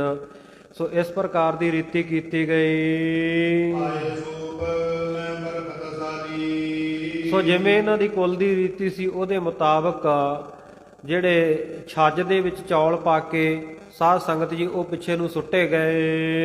ਅਸ਼ਟ ਜੋਗਨੀ ਕੀਏ ਅਪਖੇਖਾ। ਔਰ ਇਸ ਤਰ੍ਹਾਂ ਪ੍ਰਮੁੱਖ ਜਿਹੜੀਆਂ ਅਸ਼ਟ ਜੋਗਣੀਆਂ ਹਨ ਸੋ ਉਹਨਾਂ ਦਾ ਵੀ ਅਵਖੇਕਾ ਪੂਜਾ ਕੀਤੀ ਗਈ। ਨਾਗ ਸੁਧ ਕੀ ਸਿਰ ਟਿਕਾ। ਔਰ ਇਸ ਪ੍ਰਕਾਰ ਕੁਸ਼ਲ ਖੁਸ਼ੀਆਂ ਆਨੰਦ ਖੇੜੇ ਦੀ ਮੰਗ ਕਰਕੇ ਮਹਿਤਾ ਕਾਲੂ ਜੀ ਨੇ ਮੱਥਾ ਟੇਕਿਆ। ਸੋ ਇਸ ਪ੍ਰਕਾਰ ਇਹ ਜਿਹੜੇ ਰੀਤੀ ਰਿਵਾਜ ਕੀਤੇ ਆ ਨਾ ਉਸ ਵੇਲੇ ਇਹ ਸਨਾਤਨ ਮਤ ਦੇ ਵਿੱਚ ਹੁਣ ਵੀ ਬਹੁਤ ਪ੍ਰਚਲਿਤ ਆ। ਔਰ ਗੁਰੂ ਨਾਨਕ ਦੇਵ ਮਹਾਰਾਜ ਸੱਚੇ ਪਾਤਸ਼ਾਹ ਇਹਨਾਂ ਦੀ ਬੇਦੀ ਕੁਲ ਸੀ। ਸੋ ਇਸ ਕਰਕੇ ਜਿਵੇਂ ਇਹਨਾਂ ਦੀ ਕੁਲ ਦੀ ਰੀਤੀ ਸੀ ਉਸੇ ਪ੍ਰਕਾਰ ਇਹ ਸਾਰੇ ਰੀਤੀ ਰਿਵਾਜ ਬਾਬਾ ਕਾਲੂ ਜੀ ਨੇ ਕੀਤੇ ਆ। ਔਰ ਇਸ ਕਥਾ ਨੂੰ ਸੁਣ ਕੇ ਇਹ ਭੁਲੇਖਾ ਨਹੀਂ ਮਨ ਦੇ ਵਿੱਚ ਰੱਖਣਾ ਕਿ ਗੁਰੂ ਨਾਨਕ ਦੇਵ ਜੀ ਦੇ ਪਿਤਾ ਹੋਣ ਤੇ ਉਹ ਇਹੋ ਜਿਹੇ ਰੀਤੀ ਰਿਵਾਜ ਬ੍ਰਾਹਮਣਾਂ ਪੰਡਤਾਂ ਵਾਲੇ ਕਰਨ, ਵੀ ਐਸਾ ਉਹਨਾਂ ਨੂੰ ਨਹੀਂ ਕਰਨਾ ਚਾਹੀਦਾ ਸੀ। ਪਰ ਸਿੱਖੀ ਤਾਂ ਭਾਈ ਜਦੋਂ ਗੁਰੂ ਨਾਨਕ ਦੇਵ ਜੀ ਮਹਾਰਾਜ ਉਪਦੇਸ਼ ਕਰਨ ਲੱਗਿਆ ਉਸ ਵੇਲੇ ਤੋਂ ਸ਼ੁਰੂ ਹੋਈ ਗਿਆ ਨਾ। ਇਹ ਤਾਂ ਸਤਿਗੁਰੂ ਜੀ ਦਾ ਹਾਲੇ ਜਨਮ ਹੀ ਹੋਇਆ। ਸੋ ਜਿਵੇਂ ਕੁਲ ਦੀ ਰੀਤੀ ਸੀ ਉਹਦੇ ਮੁਤਾਬਕ ਸਾਰੇ ਇਹ ਰਸਮੋ ਰਿਵਾਜ ਇਹ ਬਾਬਾ ਕਾਲੂ ਜੀ ਨੇ ਪੁੱਛ ਪਛਾ ਕੇ ਆਪਣੇ ਬ੍ਰਾਹਮਣਾਂ ਤੋਂ ਪੁਰੋਹਿਤਾਂ ਤੋਂ ਉਹਨਾਂ ਨੇ ਕੀਤੇ ਹੈ। ਪਰ ਗੁਰਸਿੱਖਾਂ ਨੇ ਇਹ ਕਥਾ ਪੜ੍ਹ ਕੇ ਇਹ ਨਹੀਂ ਸਮਝਣ ਲੱਗ ਜਾਣਾ ਵੀ ਸਾਨੂੰ ਵੀ ਇਸ ਤਰ੍ਹਾਂ ਦਾ ਕਰਨਾ ਚਾਹੀਦਾ, ਕਿਉਂਕਿ ਗੁਰੂ ਕੇ ਸਿੱਖਾਂ ਦੇ ਵਾਸਤੇ ਨਾ ਕੋਈ ਸਾਹਾ ਗਣਨਾ, ਨਾ ਕੋਈ ਲਗਨ ਵਿਚਾਰ, ਨਾ ਮਹੂਰਤ ਦੇਖਣਾ, ਜਨਮ ਕੁੰਡਲੀ ਬਣਾਉਣੀ, ਇਹ ਸਭ ਕੁਝ ਗੁਰਮਤਿ ਦੇ ਵਿੱਚ ਵਰਜਿਤ ਹੈ। ਗੁਰਸਿੱਖ ਨਹੀਂ ਇਹਨਾਂ ਚੀਜ਼ਾਂ ਨੂੰ ਮੰਨਦੇ ਔਰ ਸਤਿਗੁਰੂ ਦਾ ਹੁਕਮ ਵੀ ਨਹੀਂ ਹੈ ਐਸਾ ਕਿ ਇਸ ਤਰ੍ਹਾਂ ਦਾ ਕਰਨਾ ਚਾਹੀਏ। ਸੋ ਐਸੀਆਂ ਕੁਰੀਤੀਆਂ ਤੋਂ, ਵਿਪਰਵਾਦੀ ਰੀਤਾਂ ਤੋਂ ਸਤਿਗੁਰੂ ਸਾਹਿਬ ਜੀ ਨੇ ਵਰਜਿਆ ਹੈ, ਹੋੜਿਆ ਹੈ, ਰੋਕਿਆ ਹੈ। ਸੋ ਇਸ ਪ੍ਰਕਾਰ ਸਾਧ ਸੰਗਤ ਜੀ ਵਿਆਹਾਂ ਦੇ ਮੌਕੇ, ਖੁਸ਼ੀਆਂ ਦੇ ਮੌਕੇ ਕੋਈ ਦਿਨ ਸਾਹ ਕਢਾਉਣੇ, ਵਿਆਹ ਦਾ ਦਿਨ ਕਢਾਉਣਾ ਪੰਡਤਾਂ ਜੋਤਸ਼ੀਆਂ ਨੂੰ ਦਿਖਾ ਕੇ ਜੀ ਦੇਖੋ, ਜਾਂ ਬਾਲਕ ਦਾ ਜਿਹੜਾ ਸਾਧ ਸੰਗਤ ਜੀ ਜਨਮ ਹੈ ਉਦੋਂ ਦੇਖਣਾ, ਗ੍ਰਹਿ ਨਛੱਤਰਾਂ ਦੀ ਵਿਚਾਰ ਕਰਨੀ, ਇਹ ਮੰਗਲੀਕਤਾ ਨਹੀਂ ਹੈ, ਇਹ ਭੈੜੇ ਗ੍ਰਹਿ ਵਿੱਚ ਤਾਂ ਨਹੀਂ ਕਿਤੇ ਪੈਦਾ ਹੋਇਆ। ਸੋ ਇਸ ਪ੍ਰਕਾਰ ਦਾ ਇਹ ਗੁਰਸਿੱਖਾਂ ਨੇ ਕੁਝ ਵੀ ਨਹੀਂ ਕਰਨਾ। ਨਾ ਕੋਈ ਵਿਆਹ ਸ਼ਾਦੀ ਦੇ ਮੌਕੇ ਦੇ ਉੱਤੇ ਸਾਹਾ ਵਿਚਾਰਨਾ। ਸਤਿਗੁਰੂ ਸਾਹਿਬ ਜੀ ਦੇ ਆਪਣੇ ਬਚਨ ਹਨ, ਸਾਹਾ ਗਣੈ ਨਾ ਕਰੈ ਵਿਚਾਰ, ਸਾਹੇ ਉੱਪਰ ਏਕ ਓੰਕਾਰ। ਸਾਹੇ ਦੇ ਉੱਤੇ, ਵਿਆਹ ਦੇ ਕਾਰਜ ਦੇ ਉੱਤੇ ਇੱਕ ਅਕਾਲ ਪੁਰਖ ਵਾਹਿਗੁਰੂ ਦਾ ਹੱਥ ਹੁੰਦਾ ਹੈ। ਇਸ ਕਰਕੇ ਕੋਈ ਦਿਨ ਵਾਰ ਦਾ ਵਿਚਾਰ ਨਹੀਂ ਕਰਨਾ ਚਾਹੀਦਾ ਕਦੇ। ਭਗਵਾਨ ਰਾਮਚੰਦਰ ਜੀ ਔਰ ਸੀਤਾ ਜੀ ਦਾ ਜਦੋਂ ਵਿਆਹ ਹੋਇਆ, ਇੱਧਰ ਰਾਜੇ ਦਸ਼ਰਥ ਨੇ, ਉਧਰ ਸੀਤਾ ਜੀ ਦੇ ਪਿਤਾ ਜਨਕ ਰਾਜੇ ਨੇ ਪੰਡਤਾਂ ਜੋਤਸ਼ੀਆਂ ਤੋਂ, ਵੱਡੇ ਵੱਡੇ ਮਹਾਂਪੁਰਖਾਂ ਤੋਂ ਦਿਨ ਕਢਵਾਇਆ ਸੀ। ਪਰ ਸਾਹਾ ਦੇਖ ਕੇ ਸਭ ਕੁਝ ਕੱਢਿਆ ਗਿਆ। ਕੀ ਜੀਵਨ ਦੇ ਵਿੱਚ ਸੁਖੀ ਰਹੇ ਹੋ? 14 ਸਾਲਾਂ ਦਾ ਬਨਵਾਸ ਕਿਉਂ ਮਿਲ ਗਿਆ? ਕਿਉਂ ਜੰਗਲਾਂ ਦੇ ਵਿੱਚ ਤੁਰੇ ਫਿਰਦੇ ਰਹੇ? ਕਿਉਂ ਜੰਗਾਂ ਲੜਨੀਆਂ ਪਈਆਂ? ਕਿੰਨਾ ਕੁਝ ਹੋਇਆ? ਕਿ ਉਹਨਾਂ ਦਾ ਸਾਹਾ ਗਲਤ ਕੱਢ ਦਿੱਤਾ ਸੀ? ਐਡੇ ਐਡੇ ਤਕੜੇ ਵਿਸ਼ਵਾਮਿੱਤਰ ਵਰਗੇ, ਵਿਸ਼ਿਸ਼ਟ ਮੁਨੀ ਵਰਗੇ ਉਹਨਾਂ ਦੇ ਪੰਡਤ ਲੋਕ ਸਨ, ਕਿ ਉਹਨਾਂ ਨੇ ਸਾਹਾ ਗਲਤ ਕੱਢ ਦਿੱਤਾ? ਨਹੀਂ ਭਾਈ, ਇਹ ਤਾਂ ਅਕਾਲ ਪੁਰਖ ਵਾਹਿਗੁਰੂ ਦੀ ਜਿਵੇਂ ਕਿਰਤ ਹੈ, ਜਿਵੇਂ ਜਿਸ ਨੂੰ ਜਿੱਥੇ ਮਿਲਾਉਣਾ ਉਹਦੀ ਮਰਜ਼ੀ ਦੇ ਵਿੱਚ ਹੀ, ਉਹਦੇ ਹੁਕਮ ਦੇ ਵਿੱਚ ਹੀ ਮਿਲਾਪ ਹੁੰਦਾ ਔਰ ਉਹਦੇ ਹੁਕਮ ਦੇ ਵਿੱਚ ਹੀ ਵਿਛੋੜਾ ਹੁੰਦਾ। ਸੰਜੋਗ ਵਿਜੋਗ ਧੁਰੋਂ ਹੀ ਹੁਆ। ਧੁਰ ਦਰਗਾਹ ਤੋਂ ਜਿਵੇਂ ਵਾਹਿਗੁਰੂ ਨੇ ਲਿਖਿਆ ਉਸ ਤਰੀਕੇ ਦੇ ਨਾਲ ਸਾਡਾ ਮਿਲਾਪ ਹੋ ਜਾਂਦਾ। ਔਰ ਜਦੋਂ ਉਹ ਵਾਹਿਗੁਰੂ ਦੀ ਮਰਜ਼ੀ ਹੁੰਦੀ ਆ, ਉਹਦਾ ਭਾਣਾ ਹੁੰਦਾ, ਉਹਦੇ ਮੁਤਾਬਕ ਹੀ ਵਿਛੋੜਾ ਹੋ ਜਾਂਦਾ। ਇਸ ਕਰਕੇ ਮਿਲਾਉਣ ਵਾਲਾ ਵੀ ਵਾਹਿਗੁਰੂ, ਵਿਛੋੜਨ ਵਾਲਾ ਵੀ ਵਾਹਿਗੁਰੂ। ਫਿਰ ਸਾਹੇ ਗਣਨੇ, ਦਿਨ ਵਾਰ ਥਿੱਤਾਂ ਆਦਿਕ ਦਾ ਵਿਚਾਰ ਕਰਨਾ, ਭਰਮ ਕਰਨਾ, ਇਹ ਗੁਰਮਤਿ ਦੇ ਵਿੱਚ ਸਤਿਗੁਰੂ ਨੇ ਸਾਫ਼-ਸਾਫ਼ ਮਨਾ ਕੀਤਾ। ਜਿੰਨੇ ਆਪਾਂ ਜੁੜ ਬੈਠੇ ਆ ਭਾਈ, ਕੀ ਇਹ ਕੋਈ ਇੱਕ ਜਨਮ ਦੀ ਗੱਲ ਆ ਵੀ ਆਪਾਂ ਅੱਜ ਹੀ ਆ ਕੇ ਜੁੜ ਗਏ, ਜਾਂ ਕੁਝ ਦਿਨਾਂ ਤੋਂ, ਕੁਝ ਮਹੀਨਿਆਂ ਤੋਂ ਜੁੜਦੇ ਆ, ਇਕੱਠੇ ਹੋ ਕੇ ਬਹਿੰਦੇ ਆ? ਨਹੀਂ, ਸਤਿਗੁਰੂ ਦੀ ਬਾਣੀ ਦੇ ਬਚਨ ਹਨ, ਜੁੜ ਜੁੜ ਵਿਛੜੇ ਵਿਛੜ ਜੁੜੇ, ਕੇਤਿਆ ਕੇ ਬੇਟੇ, ਕੇਤਿਆ ਕੇ ਬਾਪ, ਕੇਤਿਆ ਕੇ ਬੇਟੇ, ਕੇਤੇ ਗੁਰ ਚੇਲੇ ਹੋਏ। ਜਿਹੜੇ ਅੱਜ ਪੁੱਤਰ ਆ ਕਿਸੇ ਜਨਮ ਦੇ ਵਿੱਚ ਇਹ ਪਿਓ ਹੋਣਗੇ, ਜਿਹੜੇ ਅੱਜ ਬਾਪ ਬਣੇ ਬੈਠੇ ਆ ਇਹ ਕਿਸੇ ਜਨਮ ਵਿੱਚ ਪੁੱਤਰ ਹੋਣਗੇ, ਜਿਹੜੇ ਅੱਜ ਗੁਰੂ ਉਸਤਾਦ ਕਹਾਉਂਦੇ ਆ ਉਹ ਕਿਸੇ ਵੇਲੇ ਚੇਲੇ ਹੋਣਗੇ, ਜਿਹੜੇ ਅੱਜ ਚੇਲੇ ਆ ਉਹ ਕਿਸੇ ਸਮੇਂ ਉਸਤਾਦ ਗੁਰੂ ਹੋਣਗੇ। ਇਹ ਤਾਂ ਜਨਮਾਂ ਜਨਮਾਂ ਦੇ ਸਾਧ ਸੰਗਤ ਜੀ ਇਹ ਜਿਹੜੇ ਸਬੱਬ ਹੁੰਦੇ ਆ, ਸੰਜੋਗ ਵਿਜੋਗ ਜਿਹੜਾ। ਸੋ ਇਸ ਕਰਕੇ ਜਿਹੜਾ ਮਿਲਾਪ ਆ ਉਹ ਵੀ ਵਾਹਿਗੁਰੂ ਦੀ ਰਜ਼ਾ ਵਿੱਚ ਆ, ਔਰ ਜੇ ਵਿਛੋੜਾ ਹੋਣਾ ਉਹ ਵੀ ਵਾਹਿਗੁਰੂ ਦੀ ਰਜ਼ਾ ਵਿੱਚ ਆ। ਇਸ ਕਰਕੇ ਸਾਹੇ ਗਣ ਨੇ ਦਿਨਾਂ ਥਿੱਤਾਂ ਵਾਰਾਂ ਦਾ ਭਰਮ ਆਦਿਕ ਕਰਨਾ ਇਹ ਗੁਰਮਤਿ ਦੇ ਵਿੱਚ ਵਿਵਰਜਿਤ ਹੈ। ਪਰ ਇੱਥੇ ਪਿਤਾ ਮਹਿਤਾ ਕਾਲੂ ਜੀ ਉਹ ਸਨਾਤਨੀ ਮਤ ਦੀ ਰੀਤੀ ਮੁਤਾਬਕ ਹੀ ਜੋ ਉਹਨਾਂ ਦੀ ਕੁਲ ਦੀ ਰੀਤੀ ਸੀ ਸਭ ਕੁਝ ਕਰਾ ਰਹੇ ਹੈ। ਸੋ ਇਸ ਪ੍ਰਕਾਰ ਜਦੋਂ ਖੁਸ਼ੀਆਂ ਮਨਾਈਆਂ ਜਾ ਰਹੀਆਂ, ਦਿਨ ਲੰਘਦੇ ਗਏ ਤੇ ਸਾਧ ਸੰਗਤ ਜੀ ਸੋ ਤ੍ਰੋਦਸ ਦਿਵਸਿਆ ਸੰਖਿਆ ਕੀਤੀ। ਜਦੋਂ 13 ਦਿਨਾਂ ਦੀ ਗਿਣਤੀ ਹੋਈ, 13ਵਾਂ ਦਿਨ ਆਇਆ। ਇਹ ਪੰਡਤ ਹਰਦਿਆਲ ਜੀ ਜਿਹੜੇ ਆ ਇਹ ਮਹਿਤਾ ਕਾਲੂ ਜੀ ਦੇ ਘਰ ਵਿਖੇ ਪਹੁੰਚ ਗਏ, ਆਪਣੇ ਆਉਣ ਦੀ ਖਬਰ ਦਿੱਤੀ ਤੇ ਆਉਣ ਸਾਰ ਕਹਿੰਦੇ ਕਾਲੂ ਜੀ ਆਪਣੇ ਸਿਸ ਦਾ, ਆਪਣੇ ਬਾਲਕ ਦਾ ਨਾਮ ਨਾਨਕ ਰੱਖ ਲਓ। ਇਹਦੇ ਬਰਾਬਰ ਹੋਰ ਕਿਸੇ ਨੂੰ ਨਾ ਜਾਣੋ, ਇਹਦੇ ਵਰਗਾ ਇਹਦੇ ਸਦਰਸ਼ੇ ਦੇ ਤੁੱਲ ਹੋਰ ਕੋਈ ਨਹੀਂ ਹੈ। ਔਰ ਨਾਮ ਵੀ ਦੱਸ ਦਿੱਤਾ ਕਿ ਨਾਨਕ ਰੱਖ ਲਓ, ਤੇ ਕਹਿ ਕੇ ਪੰਡਤ ਜੀ ਨੇ ਚੋਲਾ ਵੀ ਪਹਿਨਾ ਦਿੱਤਾ। ਜਦੋਂ ਗੁਰੂ ਨਾਨਕ ਜੀ ਨੂੰ ਬਾਲ ਰੂਪ ਵਿੱਚ ਚੋਲਾ ਪਹਿਨਾ ਦਿੱਤਾ, ਨਾਂ ਨਾਨਕ ਦੱਸ ਦਿੱਤਾ, ਉਸ ਵੇਲੇ ਕਾਲੂ ਜੀ ਮੁਖ ਤੋਂ ਬਚਨ ਬੋਲੇ। ਕਹਿਣ ਲੱਗੇ ਵੀ ਨਾਮ ਤੁਸੀਂ ਜਿਹੜਾ ਨਾਨਕ ਰੱਖਿਆ ਨਾ, ਇਹ ਤਾਂ ਮਿਲ ਗੋਭਾ ਜਾ ਰਲਿਆ ਮਿਲਿਆ ਜਾਂ ਨਾ, ਤੁਰਕਾਂ ਤੇ ਹਿੰਦੂਆਂ ਵਾਲਾ ਦੋਵਾਂ ਦਾ ਇਕੱਠਾ ਜਾਂ ਨਾ ਹੈ। ਹੇ ਪੰਡਤ ਜੀ ਇਹ ਨਾਮ ਨਹੀਂ ਆਪਾਂ ਰੱਖਾਂਗੇ, ਤੁਸੀਂ ਵਿਚਾਰ ਕੇ ਸੋਧ ਕੇ ਕੋਈ ਹੋਰ ਨਾਮ ਰੱਖੋ। ਔਰ ਹਿਰਦੇ ਦੇ ਵਿੱਚ ਸ਼ੁਭ ਅਸ਼ੁਭ ਦਾ ਵੀ ਭੇਦ ਜਾਣ ਲਓ। ਇਹੋ ਜਿਹਾ ਨਾਂ ਰੱਖੋ ਜਿਹੜਾ ਖੱਤਰੀਆਂ ਦੀ ਕੁਲ ਦੇ ਵਿੱਚ ਭਲਾ ਲੱਗੇ, ਚੰਗਾ ਲੱਗੇ, ਸੋਹਣਾ ਲੱਗੇ। ਹੇ ਵੱਡਿਆਂ ਭਾਗਾਂ ਵਾਲੇ ਪੇਪਰ ਬ੍ਰਾਹਮਣ ਜੀ, ਸੋ ਇਹੋ ਜਿਹਾ ਕੋਈ ਨਾਮ, ਵਧੀਆ ਨਾਮ ਰੱਖੋ। ਤੁਸੀਂ ਪਹਿਲਾਂ ਵੀ ਬਾਲਕਾਂ ਦੇ ਨਾਮ ਰੱਖਦੇ ਹੋ ਜਿਵੇਂ,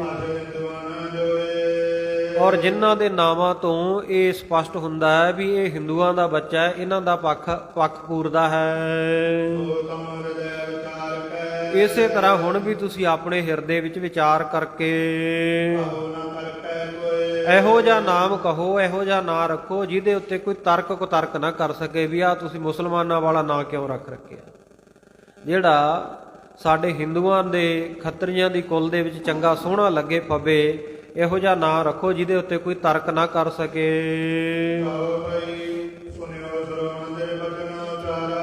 ਉਸ ਵੇਲੇ ਜਦੋਂ ਬਚਨ ਸੁਣੇ ਮਹਿਤਾ ਕਾਲੂ ਜੀ ਦੇ, ਪੰਡਤ ਜੀ ਕਹਿਣ ਲੱਗੇ ਇਹ ਤੁਹਾਡਾ ਪੁੱਤਰ ਬਹੁਤ ਵੱਡਾ ਅਵਤਾਰ ਹੈ। ਜਿਵੇਂ ਰਾਮ ਜੀ, ਕ੍ਰਿਸ਼ਨ ਜੀ ਇਹ ਵਿਸ਼ਨੂੰ ਦੇ ਅਵਤਾਰ ਹੋਏ ਹਨ, ਇਹ ਉਹਨਾਂ ਤੋਂ ਵੀ ਵੱਡਾ ਅਵਤਾਰ ਹੈ, ਕਿਉਂਕਿ ਉਹਨਾਂ ਨੂੰ ਪੂਜਿਤ ਹਿੰਦੂ ਤਾਂ ਪੂਜਦੇ ਆ, ਨਾ ਮੰਨੈ ਤੁਰਕ ਨਹੀਂ ਮੰਨਦੇ। ਪਰ ਤੁਹਾਡੇ ਬਾਲਕ ਨੂੰ ਹਿੰਦੂ ਅਤੇ ਮੁਸਲਮਾਨ ਦੋਵੇਂ ਮੰਨਣਗੇ। ਕੀ ਹਿੰਦੂ ਕੀ ਮੁਸਲਮਾਨ ਸਾਰੇ ਹੀ ਇਹਨਾਂ ਦੇ ਸਿੱਖ ਬਣਨਗੇ। ਇਹਨਾਂ ਦੇ ਚਰਨ ਜਿਹੜੇ ਇਹ ਤਾਂ ਜਹਾਜ਼ ਵਰਗੇ ਹਨ, ਜਿਹੜਾ ਵੀ ਇਹਨਾਂ ਦੇ ਚਰਨਾਂ ਉੱਤੇ ਪਵੇਗਾ, ਚਰਨਾਂ ਨਾਲ ਜੁੜੇਗਾ, ਝੁਕੇਗਾ, ਉਹਦਾ ਪਾਰ ਉਤਾਰਾ ਹੋ ਜਾਏਗਾ, ਪਰਮਾਰਥ ਪਾਈ ਮੁਕਤੀ ਪ੍ਰਾਪਤ ਕਰੇਗਾ। ਜਿਹੜੇ ਵੀ ਇਹਨਾਂ ਦੀ ਸੰਗਤ ਕਰਨਗੇ, ਸੰਸਾਰ ਜਿਹੜਾ ਸਾਗਰ ਵਰਗਾ ਹੈ ਇਹਨੂੰ ਤਰ ਜਾਣਗੇ। ਔਰ ਤੁਹਾਡਾ ਇਹ ਪੁੱਤਰ ਸਾਰੇ ਸੰਸਾਰ ਵਿੱਚ ਉਜਾਗਰ ਪ੍ਰਗਟ ਉੱਗਾ ਹੋਵੇਗਾ। ਬਹੁਤ ਲੋਕਾਂ ਦਾ ਇਹ ਉਧਾਰ ਕਰੇਗਾ, ਪਾਰ ਉਤਾਰਾ ਕਰੇਗਾ। ਨਾਮ ਦੇ ਕੇ, ਭਗਤੀ ਦੇ ਕੇ, ਨਾਮ ਦਾ ਭਗਤੀ ਦਾ ਦਾਨ ਦੇ ਕੇ ਇਹ ਸ੍ਰੇਸ਼ਟ ਜਿਹੜਾ ਤੁਹਾਡਾ ਪੁੱਤਰ ਹੈ, ਸਖੀ ਦਾਤਾ, ਸੋ ਸਭ ਦਾ ਉਧਾਰ ਕਰੇਗਾ।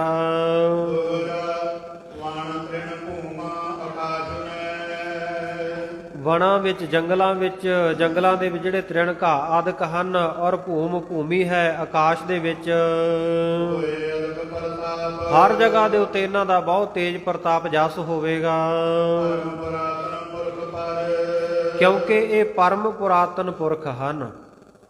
ਜਿਹੜਾ ਪੁਰਾਤਨ ਪੁਰਖ ਹੈ, ਸਭ ਤੋਂ ਪਹਿਲਾ ਪੁਰਖ, ਉਹ ਤਾਂ ਅਕਾਲ ਪੁਰਖ ਹੀ ਹੈ ਨਾ ਭਾਈ। ਇੱਥੇ ਪੰਡਤ ਜੀ ਕਹਿ ਰਹੇ ਆ ਇਹ ਅਕਾਲ ਪੁਰਖ ਵਾਹਿਗੁਰੂ ਦਾ ਰੂਪ ਹਨ। ਮਾਨਵ ਕਰਹਿ ਜਾਪ ਸੋ ਜਿਹੜੇ ਮਾਨਵ ਲੋਕ ਆ ਨਾ, ਉਹ ਕਹਿੰਦੇ ਇਹਨਾਂ ਦੇ ਨਾਮ ਦਾ ਜਾਪ ਕਰਨਗੇ, ਨਾਨਕ ਨਾਨਕ ਜਪਿਆ ਕਰਨਗੇ। ਕਉ ਪਈ ਗੋ ਗਿਰ ਸਾਗਰ ਮਾਰਗ ਦੁਇ ਦੇਈ। ਇਹਨਾਂ ਨੂੰ ਧਰਤੀ, ਪਹਾੜ, ਸਮੁੰਦਰ ਸਭ ਰਸਤਾ ਦਿਆ ਕਰਨਗੇ। ਨਹੀਂ ਵੀ ਹੋਵੇਗਾ ਉੱਥੇ ਵੀ ਤੁਰਨਗੇ, ਪਹਾੜਾਂ ਦੇ ਉੱਤੇ ਵੀ ਚੜ ਜਾਣਗੇ, ਔਰ ਸਾਗਰ ਵੀ ਇਹਨਾਂ ਨੂੰ ਰਸਤਾ ਦੇਵੇਗਾ। ਸਮੁੰਦਰ ਦੇ ਹੇਠਾਂ ਵੀ ਜਾਣਗੇ ਨਾ, ਪਾਣੀ ਇਹਨਾਂ ਦਾ ਨੁਕਸਾਨ ਨਹੀਂ ਕਰੇਗਾ। ਸਾਗਰ ਦੇ ਵਿੱਚ ਵੀ ਜਾ ਸਕਦੇ ਆ, ਪਹਾੜਾਂ ਉੱਤੇ ਵੀ ਚੜ ਸਕਦੇ ਆ, ਆਕਾਸ਼ ਵਿੱਚ ਵੀ ਘੁੰਮ ਸਕਦੇ ਆ। ਗੋਗਿਰ ਸਾਗਰ ਮਾਰਗ ਦੇਈ, ਧਰਤੀ, ਆਕਾਸ਼, ਸਮੁੰਦਰ, ਪਹਾੜ, ਇਹ ਸਾਰੇ ਇਹਨਾਂ ਨੂੰ ਰਸਤਾ ਦੇਣਗੇ।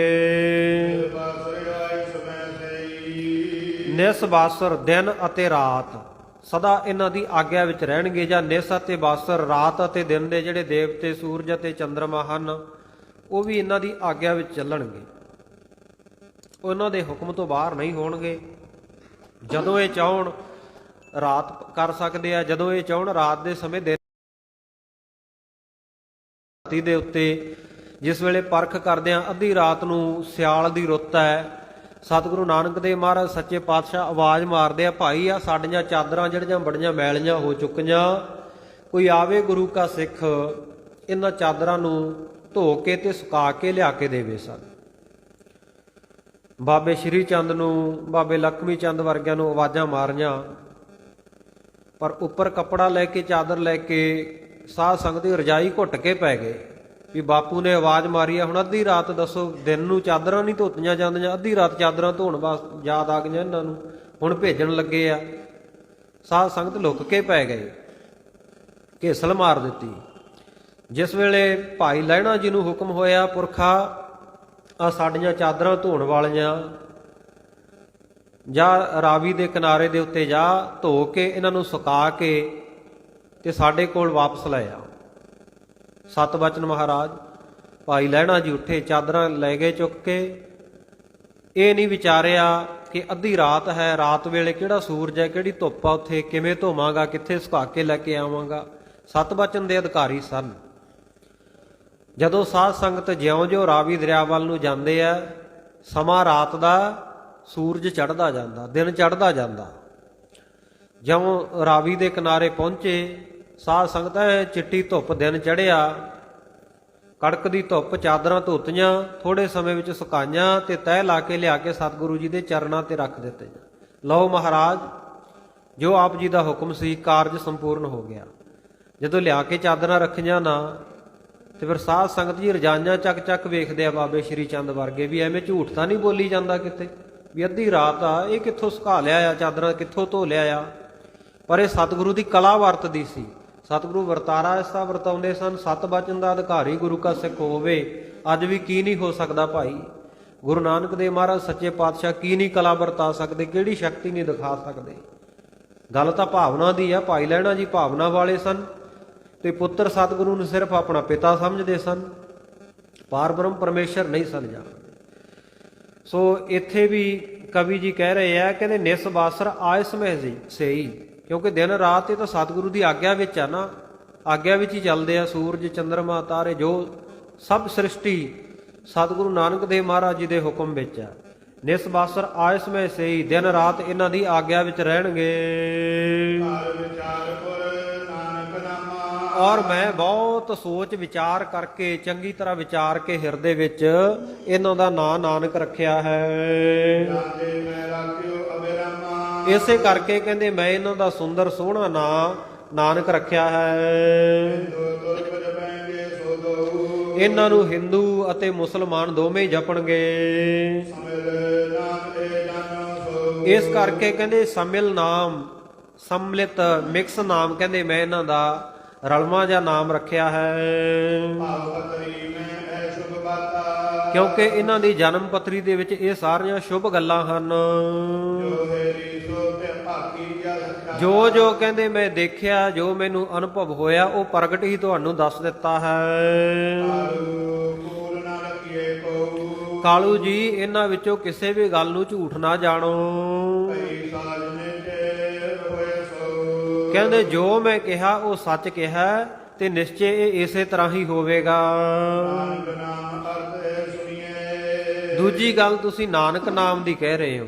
ਹੁਣ ਨਾਨਕ ਨਾਮ ਦੇ ਅਰਥ ਸੁਣੋ।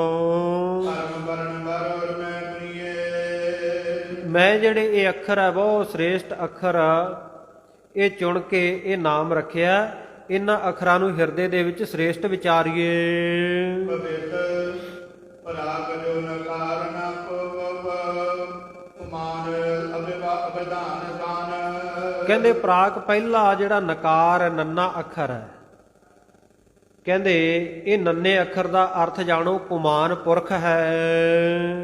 ਤਾਹੂ ਤੇ ਅਕਾਲ ਵੇਲੇ ਅਨਕ ਭਵਨ ਦੀਨ ਹੈ ਕਹਿੰਦੇ ਨੰਨੇ ਤੋਂ ਬਾਅਦ ਜਿਹੜਾ ਕੰਨਾ ਲੱਗਿਆ, ਸੋ ਕਹਿੰਦੇ ਇਸ ਦੇ ਵਿੱਚੋਂ ਕਹਿੰਦੇ ਆੜਾ ਅੱਖਰ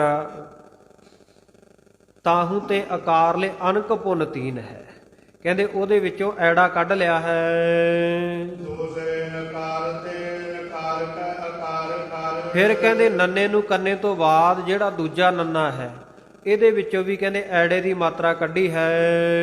ਭਇਓ ਆਨੇ ਅਖਕਾਰ ਕਰਨ ਸ਼ੌਕੀਨ ਹੈ ਇਸ ਤਰ੍ਹਾਂ ਕਹਿੰਦੇ ਇਹ ਚਾਰ ਅੱਖਰਾਂ ਦਾ ਨਾਮ ਬਣ ਗਿਆ ਅਨ ਅਕ। ਕਹਿੰਦੇ ਅਨ ਅਕ ਇਹ ਨਾਮ ਬਣ ਗਿਆ ਨਾ ਅਨ ਅਕ। ਇਸ ਪ੍ਰਕਾਰ ਕਹਿੰਦੇ ਚਾਰ ਅੱਖਰਾਂ ਦਾ ਨਾਮ ਬਣਾਇਆ ਹੈ। ਅਗ ਨਾਮ ਲੋਕ ਪਵਿੱਤ ਹੈ ਗਤ ਮਤ ਕਹਿੰਦੇ ਅਕ ਨਾਮ ਹੈ ਜਿਹੜਾ, ਇਹ ਤਾਂ ਸਾਰੇ ਸੰਸਾਰ ਦੇ ਵਿੱਚ ਹੀ ਪ੍ਰਗਟ ਹੈ। ਸਾਰੇ ਸੰਸਾਰ ਦੇ ਵਿੱਚ ਹੀ ਲੋਕਾਂ ਨੂੰ ਪਤਾ ਕਿ ਅਕ ਨਾਮ ਦੁੱਖ ਦਾ ਹੈ। ਜਾਨ ਹਰ ਕੋ ਨਹੀਂ ਦੁਖ ਸਦਾ ਸੁਖ ਦੀਨ ਹੈ ਔਰ ਕਹਿੰਦੇ ਨਾ ਅਨਕ ਨਾ ਅਨ ਅਕ। ਅਨ ਅਕ ਦਾ ਕਹਿੰਦੇ ਅਰਥ ਇਹ ਬਣਿਆ ਕਿ ਉਹ ਪੁਰਸ਼ ਜਿਸ ਪੁਰਸ਼ ਨੂੰ ਕੋਈ ਵੀ ਦੁੱਖ ਨਹੀਂ ਹੈ, ਸਦਾ ਸੁੱਖਾਂ ਵਿੱਚ ਲੀਨ ਹੈ। ਐਸੋਏ ਨਾਨਕ ਕੇ ਨਾਮ ਕੋ ਅਰਥ ਦੀਨ ਇਉਂ ਕਹਿੰਦੇ ਇਹੋ ਜਿਹੇ ਅਰਥ ਇਹ ਨਾਨਕ ਨਾਮ ਦੇ ਜਾਣ ਲਓ। ਸਤ ਸਿਦਾਨੰਦ ਨਿਤ ਭਗਤ ਅਧੀਨ ਹੈ ਔਰ ਕਾਲੂ ਤੇਰਾ ਪੁੱਤਰ ਨਾਨਕ ਸਤ ਚਿਤ ਆਨੰਦ ਸਰੂਪ ਹੈ, ਨਿਤ ਭਗਤੀ ਦੇ ਅਧੀਨ ਹੈ। ਜਿਹੜੇ ਭਗਤੀ ਕਰਨ ਵਾਲੇ ਭਗਤ ਆ ਨਾ, ਉਹਨਾਂ ਦੇ ਅਧੀਨ ਹੋਵੇਗਾ, ਉਹਨਾਂ ਦੇ ਪ੍ਰੇਮ ਵਿੱਚ ਵੱਜੇਗਾ। ਜਾਂ ਨਿਤ ਭਗਤ ਅਧੀਨ ਹੈ, ਸਦਾ ਹੀ ਭਗਤੀ ਦੇ ਅਧੀਨ ਭਗਤੀ ਹੀ ਕਰਦਾ ਰਹੇਗਾ। ਪਰਮ ਹਰਖ ਕਾਲੂ ਕਰਤ ਉਸ ਵੇਲੇ ਜਦੋਂ ਇਹ ਅਰਥ ਕਰਕੇ ਦੱਸੇ ਨਾ ਵੀ ਨਾਨਕ ਦੇ ਅਰਥ ਕੀ ਆ। ਨਾਨਕ ਦੇ ਅਰਥ ਅਨਕ ਰਹਿਤ ਪਰਮਾਤਮ ਜੋਈ ਨਾਨਕ ਨਾਮ ਕਹਾਵੈ ਸੋਈ ਕਵੀ ਸੰਤੋਖ ਸਿੰਘ ਜੀ ਨੇ ਅੱਗੇ ਕੀਤੇ ਆ ਆਪਣੀ ਵਿਦਵਤਾ ਦੇ ਮੁਤਾਬਕ, ਜਿਹਦੇ ਵਿੱਚ ਅਨਕਤਾ ਹੀ ਨਹੀਂ ਹੈ, ਨਾਨਾਪਣ ਨਹੀਂ ਹੈ, ਦੂਜਾ ਜਿਸ ਵਰਗਾ ਹੋਰ ਕੋਈ ਨਹੀਂ ਹੈ। ਗੁਰੂ ਨਾਨਕ ਤਾਂ ਗੁਰੂ ਨਾਨਕ ਹੀ ਹੈ ਨਾ, ਗੁਰੂ ਨਾਨਕ ਵਰਗਾ ਹੋਰ ਕੌਣ ਹੋ ਸਕਦਾ। ਕਹਿੰਦੇ ਇਸ ਕਰਕੇ ਜਿਸ ਵਰਗਾ ਹੋਰ ਕੋਈ ਨਹੀਂ, ਉਹ ਇੱਕੋ ਇੱਕ ਅਕਾਲ ਪੁਰਖ ਹੈ। ਇਹ ਅਕਾਲ ਪੁਰਖ ਦਾ ਰੂਪ ਹਨ। ਅਨਕ ਰਹਿਤ ਪਰਮਾਤਮ ਜੋਈ ਨਾਨਕ ਨਾਮ ਕਹਾਵੈ ਸੋਈ। ਸੋ ਜਿਹਦੇ ਵਿੱਚ ਅਨਕਤਾ ਹੀ ਨਹੀਂ ਹੈ, ਜਿਸ ਵਿੱਚ ਸਾਧ ਸੰਗਤ ਜੀ ਨਾਨਾਪੁਣਾ ਨਹੀਂ ਹੈ, ਜਿਸ ਨੂੰ ਮਾਇਆ ਨਹੀਂ ਵਿਆਪਦੀ, ਇਸ ਪ੍ਰਕਾਰ ਨਾਨਕ ਦੇ ਵਿਦਵਾਨਾਂ ਨੇ ਹੋਰ ਬਹੁਤ ਸਾਰੇ ਅਰਥ ਕੀਤੇ। ਪਰ ਇੱਥੇ ਜਿਹੜਾ ਪੰਡਤ ਹਰਦਿਆਲ ਜੀ ਨੇ ਅਰਥ ਕੀਤਾ, ਉਹਨਾਂ ਨੇ ਕੀਤਾ ਨਾ ਅਨ ਅਕ। ਉਹ ਪੁਰਸ਼ ਜਿਹਦੇ ਵਿੱਚ ਨਹੀਂ ਹੈ ਕਿਸੇ ਪ੍ਰਕਾਰ ਦਾ ਦੁੱਖ, ਜਿਹਦੇ ਦੁੱਖ ਨੇੜੇ ਨਹੀਂ ਆਉਂਦਾ, ਬਲਕਿ ਦੁੱਖਾਂ ਨੂੰ ਕੱਟਣ ਵਾਲੇ ਹਨ ਸਤਿਗੁਰੂ ਨਾਨਕ ਦੇਵ ਮਹਾਰਾਜ। ਜਦੋਂ ਇਹ ਐਸਾ ਅਰਥ ਨਾਮ ਦਾ ਸੁਣਿਆ, ਪਰਮ ਹਰਖ ਕਾਲੂ ਕਰਤ ਸੁਣ ਦੇ ਜਬਰ ਕੇ ਬੈਨ। ਪੰਡਤ ਜੀ ਦੇ ਇਹ ਬਚਨ ਜਦੋਂ ਸੁਣੇ ਤੇ ਪਿਤਾ ਜਿਹੜੇ ਕਾਲੂ ਜੀ ਹੈ ਬੜੇ ਖੁਸ਼ ਹੋਏ। ਹਾਂਜੀ, ਇਹ ਦਿਜਬਰ ਦੇ ਬ੍ਰਾਹਮਣ ਪੰਡਤ ਹਰਦਿਆਲ ਜੀ ਦੇ ਬਚਨ ਸੁਣ ਕੇ ਬਹੁਤ ਆਦਰ ਸਤਿਕਾਰ ਦੇ ਸਹਿਤ ਬਹੁਤ ਸਾਰੀਆਂ ਭੇਟਾਵਾਂ ਧਨ ਪਦਾਰਥ ਦਿੱਤਾ। ਇਹ ਪੰਡਤ ਜੀ ਸਭ ਕੁਝ ਲੈ ਕੇ ਗਇਓ ਨਿਜ ਬਹੁਰ ਨਿਜ ਐਨ, ਆਪਣੇ ਘਰ ਵਾਪਸ ਚਲੇ ਗਏ।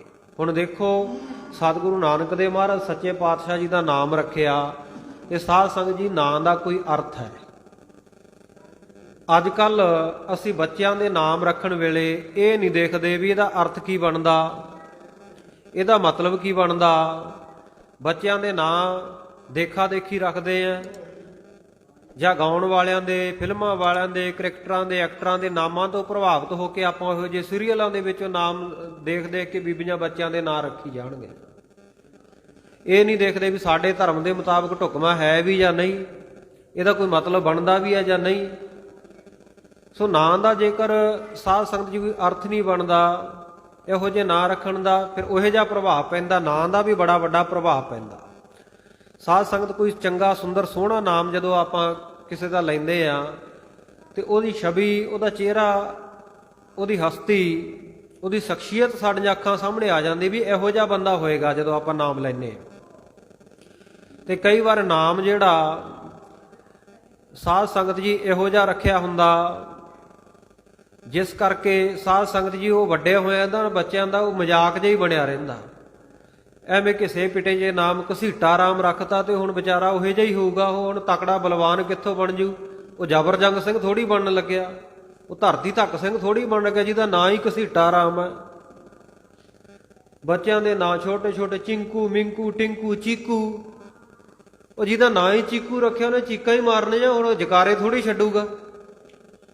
ਇਸ ਕਰਕੇ ਬੱਚਿਆਂ ਦੇ ਨਾਮ ਰੱਖਣ ਵੇਲੇ ਵੀ ਸਾਨੂੰ ਗੁਰਸਿੱਖ ਪਰਿਵਾਰਾਂ ਨੂੰ ਹਮੇਸ਼ਾ ਇਹ ਧਿਆਨ ਦੇ ਵਿੱਚ ਰੱਖਣਾ ਚਾਹੀਦਾ ਕਿ ਨਾਮ ਕਿਸ ਤਰ੍ਹਾਂ ਦਾ ਰੱਖਿਆ ਜਾਵੇ। ਨਾਮਕਰਨ ਗੁਰਸਿੱਖਾਂ ਦੇ ਵਿੱਚ ਤਾਂ ਸਤਿਗੁਰੂ ਸਾਹਿਬ ਜੀ ਨੇ ਇਹ ਸੰਸਕਾਰ ਸਾਨੂੰ ਬਖਸ਼ਿਸ਼ ਕੀਤੇ ਹੈ। ਗੁਰਮਤਿ ਮਰਿਆਦਾ ਦੇ ਵਿੱਚ ਬੱਚੇ ਦਾ ਜਦੋਂ ਜਨਮ ਸੰਸਕਾਰ ਹੁੰਦਾ, ਜਦੋਂ ਮਾਤਾ ਤੁਰਨ ਫਿਰਨ ਦੇ ਯੋਗ ਹੋ ਜਾਵੇ, ਬੱਚੇ ਨੂੰ, ਮਾਤਾ ਨੂੰ ਗੁਰੂ ਮਹਾਰਾਜ ਦੇ ਹਜ਼ੂਰ ਲਿਆ ਕੇ ਮੱਥਾ ਟਿਕਾਇਆ ਜਾਵੇ ਔਰ ਇਸ ਪ੍ਰਕਾਰ ਗ੍ਰੰਥੀ ਸਿੰਘ ਜੀ ਪਾਸੋਂ ਅਰਦਾਸ ਕਰਵਾ ਕੇ ਕੜਾਹ ਪ੍ਰਸ਼ਾਦ ਦੀ ਦੇਗ ਭੇਟਾ ਕਰਕੇ ਗੁਰੂ ਮਹਾਰਾਜ ਦੇ ਚਰਨਾਂ ਵਿੱਚ ਅਰਦਾਸ ਕੀਤੀ ਜਾਵੇ ਕਿ ਬੱਚੇ ਦਾ ਨਾਮ ਰੱਖਣ ਦੀ ਆਗਿਆ ਬਖਸ਼ਿਸ਼ ਕਰੋ। ਜਿਹੜਾ ਹੁਕਮਨਾਮਾ ਆਵੇ ਉਸ ਹੁਕਮਨਾਮਾ ਜਿਸ ਸ਼ਬਦ ਤੋਂ, ਜਿਸ ਅੱਖਰ ਤੋਂ ਸ਼ੁਰੂ ਹੁੰਦਾ, ਉਸ ਦੇ ਪਹਿਲੇ ਅੱਖਰ ਦੇ ਉੱਤੇ ਬੱਚੇ ਜਾਂ ਬੱਚੀ ਦਾ ਨਾਮ ਰੱਖਿਆ ਜਾਵੇ।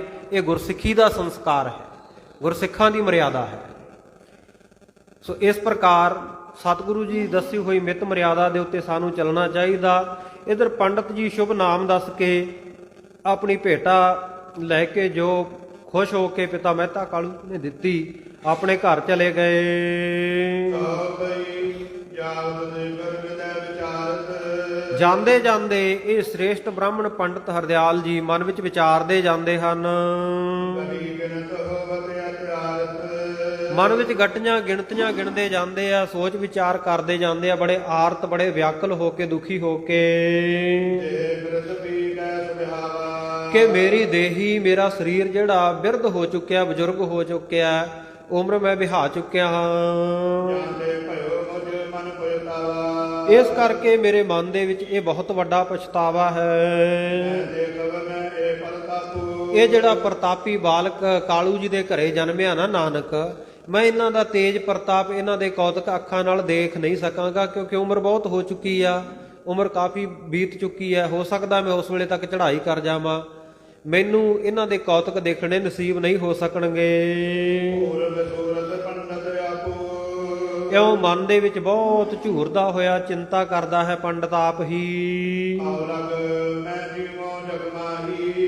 ਕਹਿੰਦਾ ਕਾਸ਼ ਮੈਂ ਉਦੋਂ ਤੱਕ ਜਿਉਂਦਾ ਰਹਿ ਜਾਵਾਂ ਸੰਸਾਰ ਵਿੱਚ,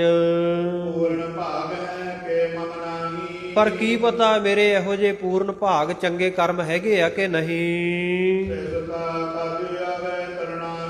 ਜਦੋਂ ਇਹ ਬਾਲਪਣ ਨੂੰ ਛੱਡ ਕੇ ਜਵਾਨੀ ਦੇ ਵਿੱਚ ਨਾਨਕ ਜੀ ਆਉਣਗੇ ਔਰ ਬਹੁਤ ਸਾਰੇ ਲੋਕ ਇਹਨਾਂ ਦੀ ਸੰਗਤ ਕਰਕੇ ਪਾਰ ਉਤਰਨਗੇ, ਮੇਰਾ ਵੀ ਮਨ ਕਰਦਾ ਉਸ ਵੇਲੇ ਮੈਂ ਵੀ ਇਹਨਾਂ ਦੇ ਚਰਨਾਂ ਵਿੱਚ ਬੇਨਤੀ ਕਰਾਂ ਤੇ ਮੇਰਾ ਉਧਾਰ ਕਰਨ, ਜਿਸ ਕਰਕੇ ਇਹਨਾਂ ਦੇ ਉਪਦੇਸ਼ ਦੇ ਨਾਲ ਸੰਸਾਰ ਸਾਗਰ ਤੋਂ, ਜਨਮ ਮਰਨ ਤੋਂ ਮੇਰਾ ਛੁਟਕਾਰਾ ਹੋ ਜਾਵੇ।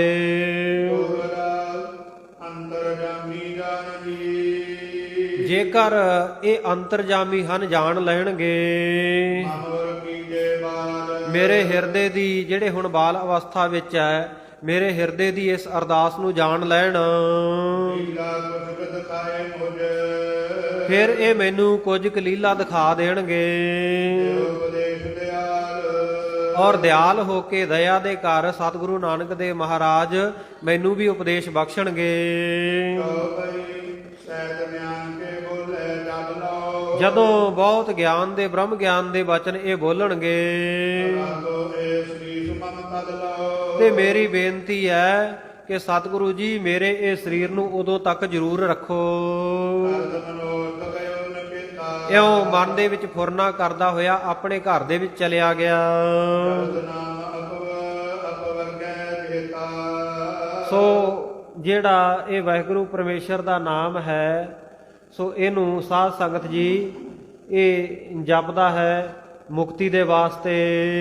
ਏ ਪਛਤਾਤੈ ਵਿਚੋ ਕਰਦਾ। ਇਸ ਤੋਂ ਬਾਅਦ ਜਦੋਂ ਕੁਝ ਸਮਾਂ ਬਤੀਤ ਹੋ ਗਿਆ, ਸਨੇ ਤਨ ਹੋਤ ਵਿਸਾਲਾ। ਹੌਲੀ ਹੌਲੀ ਸਤਿਗੁਰੂ ਸਾਹਿਬ ਜੀ ਦਾ ਬਾਲਕ ਰੂਪ ਤੋਂ ਤਨ ਜਿਹੜਾ ਵਿਸਾਲ ਹੁੰਦਾ ਜਾਂਦਾ, ਵੱਡਾ ਹੁੰਦਾ ਜਾਂਦਾ ਹੈ। ਏ ਵਿਦ ਹਿਰਦੈ ਗਿਆਨ ਮੁਖ।